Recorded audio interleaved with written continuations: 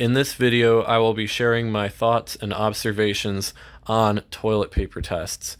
So for those of you who don't know, toilet paper tests, which are commonly referred to as TP tests, are when typically a toilet filmer takes a large amount of toilet paper and puts it in a toilet and flushes it and sees if it goes down. Usually the tests result in the toilet clogging and then the person berating it with hand gestures, sometimes kicking it or insulting it. Pretty simple, right? Well, it is a very inaccurate way of testing a toilet's performance, and I'll tell you exactly why. So, first of all, the amount of toilet paper that's used ranges typically anywhere from 15 to 50 feet.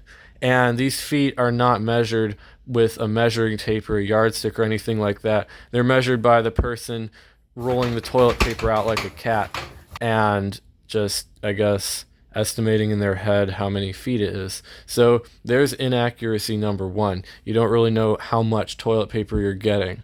So then another thing is that you can see the same amount of toilet paper clog one toilet but pass perfectly on another, despite them being the same kind of toilet. So then we have the issue of water pressure.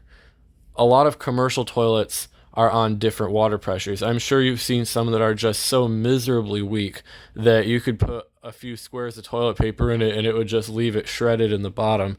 And then there are some where it looks like you could toss the whole roll in it and it would just swallow it like an airplane toilet. So the water pressure is not really regulated that well, and you don't really know what kind of water pressure you're getting.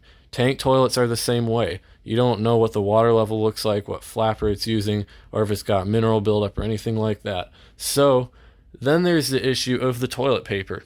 I'm sure you've gone to these public buildings and seen this toilet paper where you can see your fingers through it, that disgusting, horrible, scratchy stuff. And then there's the Charmin toilet paper, the real soft, thick, kind of cloth-like toilet paper. There's Kirkland 2-ply, there's Septic Safe, there's Quilted Northern, there's 3-ply, there's ultra strong, ultra soft. There are a million different kinds of toilet paper.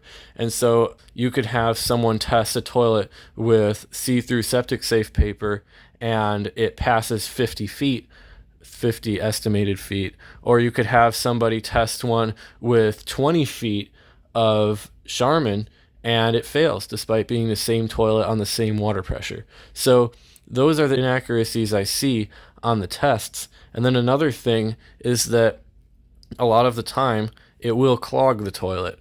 And most people, from what I see, are good about unclogging the toilets. I don't actually know. Usually they unclog it on camera, but I've seen some of them overflow. And I wouldn't really consider that vandalism. I know there's been an argument about whether overflowing a toilet is vandalism or not. If it just gets a little water on the floor, I personally don't think that it would be big enough to consider vandalism. But if you leave the toilet clogged and just walk away from it, or if you overflow it and it gets into the walls, or if it's on a multi-story building, if it goes through the floor, then it's causing property damage. And like, imagine doing that at your friend's house. So you wouldn't really want to do that unless you were trying to end the friendship. So basically, I think that it's a very flawed way of testing a toilet's performance because of the things I just listed. There's really no way to specify what kind of toilet paper you use unless it has like Scott written right on it, but then you don't know if it's 1-ply, 2-ply, soft, whatever. Again, a million kinds of toilet paper. So I would just think to stop these tests entirely, because it wastes paper, it's proven to be inaccurate, and it could even be considered vandalism.